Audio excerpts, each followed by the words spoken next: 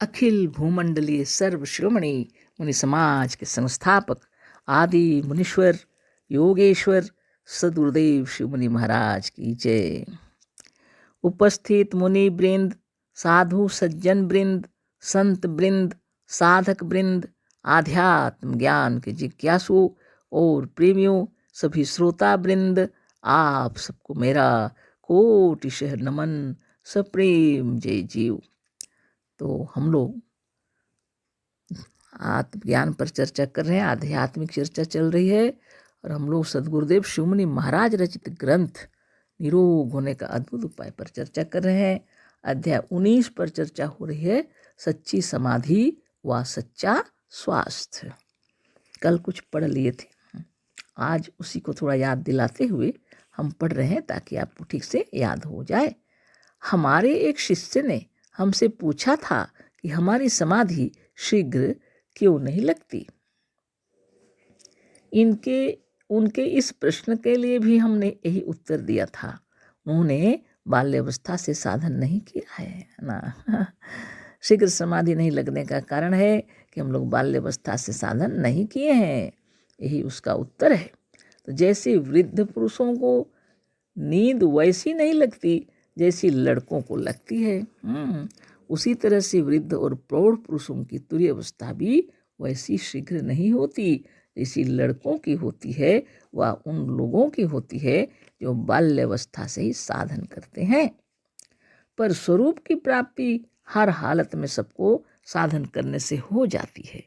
स्वरूपस्थ होना और स्वस्थ होना दोनों एक ही बात है। तो बहुत सुंदर तरीके सदगुरुदेव हम लोग को समझा दिए कि बाल्यावस्था से जो योग साधन करते हैं उनकी समाधि उच्च कोटि की लगती है। वो शीघ्र ही स्वरूपस्थ होते हैं, शीघ्र ही तुरीय अवस्था पर पहुंच जाते हैं, शीघ्र ही समाधिस्थ हो जाते हैं। यह उनके लिए आसान है।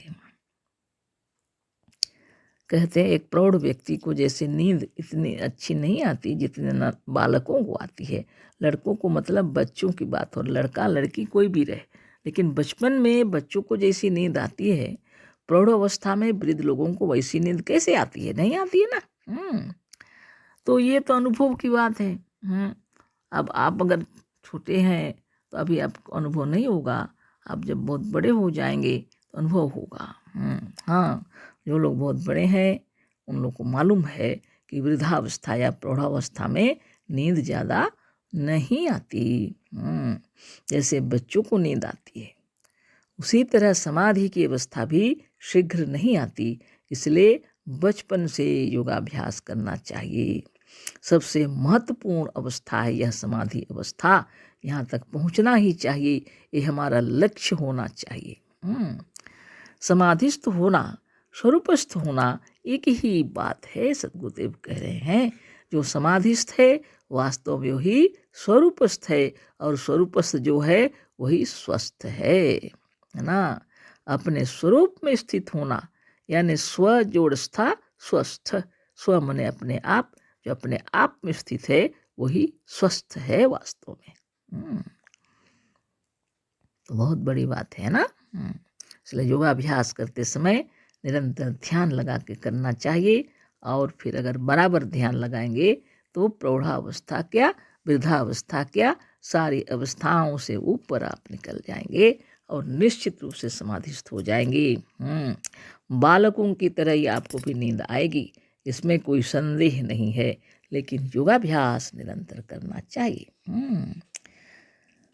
और जो योगाभ्यास करते करते स्वरूपस्थ हो गए तब तो फिर कोई बात ही नहीं है ना। तो सदगुरुदेव जो लिखे उसको आगे पढ़ रहे हैं। स्वरूप से हम चेतन हैं, आनंदमय व शांति सुखमय है, और त्रिकाल में रहने वाले परम सत्य हैं। बहुत मार्के की बात है। देखिए, आप स्वयं विचार कीजिए, ऐसे महान आत्मा को कोटि कोटि नमन है जिन्होंने हम सबकी आत्मा को महान बताया। किसी को भी छोटा नहीं बताए, सबकी आत्मा को महान बताए हैं सदगुरुदेव। स्वरूप से हम चेतन हैं कह रहे हैं, जितने भी हैं सभी स्वरूप से ही चेतन हैं। आनंदमय है व शांति सुखमय है। आनंदमय हैं, वह शांति सुखमय हैं और त्रिकाल में रहने वाले परम सत्य हैं। त्रिकाल में रहने वाले परम सत्य हैं। भूतकाल में भी थे, वर्तमान में भी हैं, भविष्य में भी रहेंगे। हम लोग त्रिकाल को जीत लिए हैं, है ना। ऐसे महान आत्मा को, ऐसे सदगुरु को कोटि कोटि नमन, जिन्होंने इतना महान तत्व बता दिया आपको, हमको, सबको।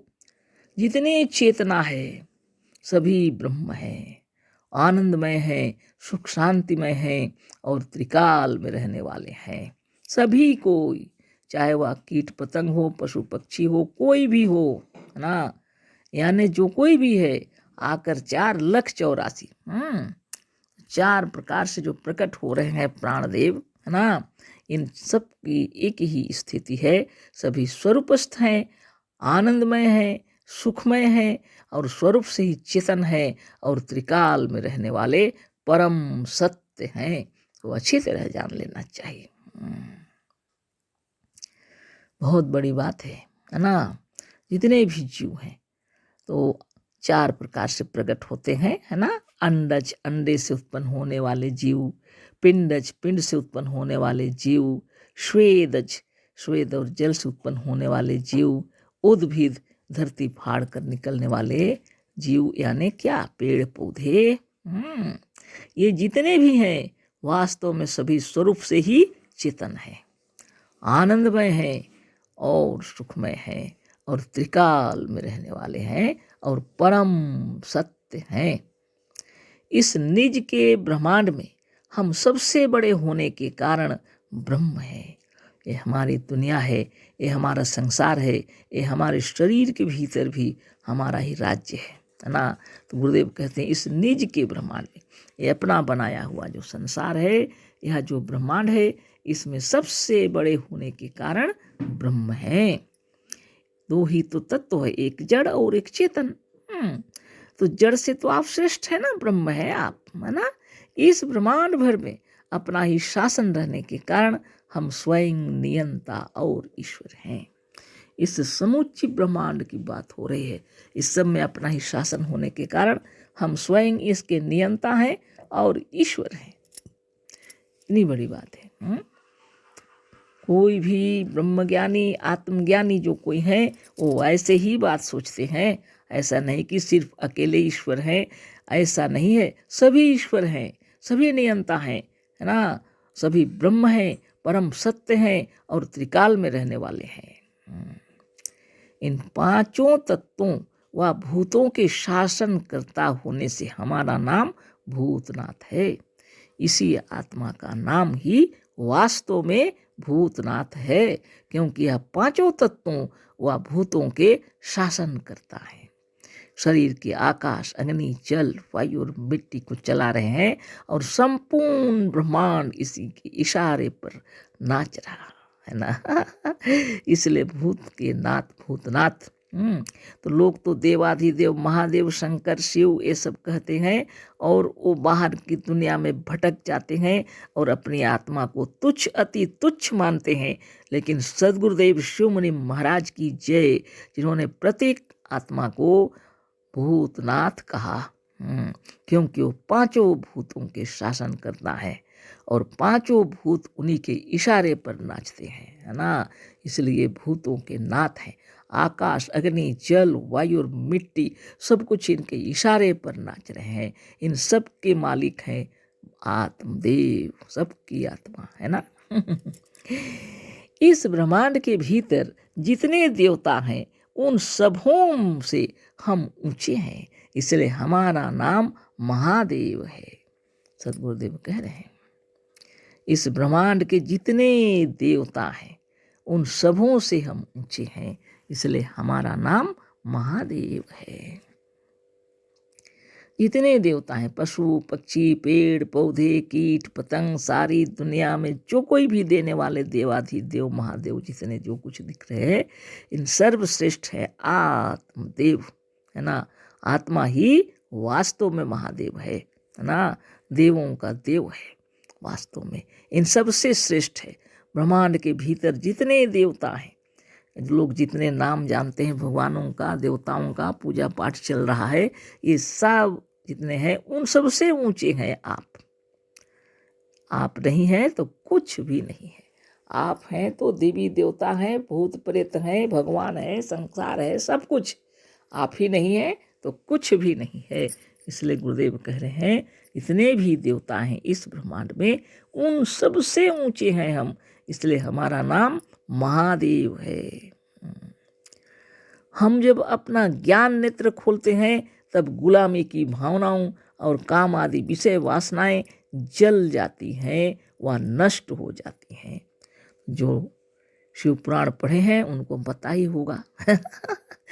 तो जिसके बारे लिखा हुआ है वो आपके बारे, आपकी आत्मा के बारे लिखी हुई है। लोग सोचते हैं कोई एक विशेष शिव जी थे, ऐसी बात नहीं है। ये आत्मा ही शिव है, ये आत्मा ही महादेव है, ये आत्मा ही ब्रह्म है ना। सभी देवताओं में श्रेष्ठ है, इसलिए महादेव है।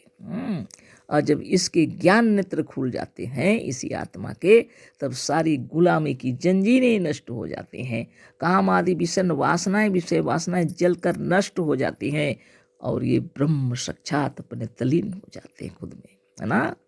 ये कौन है? आप स्वयं है। इसलिए सारे कार्य करते हुए भी एक बार सुबह एक बार शाम योगाभ्यास अवश्य कीजिए और अपने आप में सिमट कर अपने आप को जानिए। उसी को कहते हैं स्वरूपस्थ, ऐसा नहीं कि जो दूसरे पर स्थित होता है ना। तो कल इस पर फिर गहन चर्चा होगी। अशेष धन्यवाद, कोटिशः नमन, सप्रेम जय जीव। सद्गुरुदेव शिव मुनि महाराज की जय।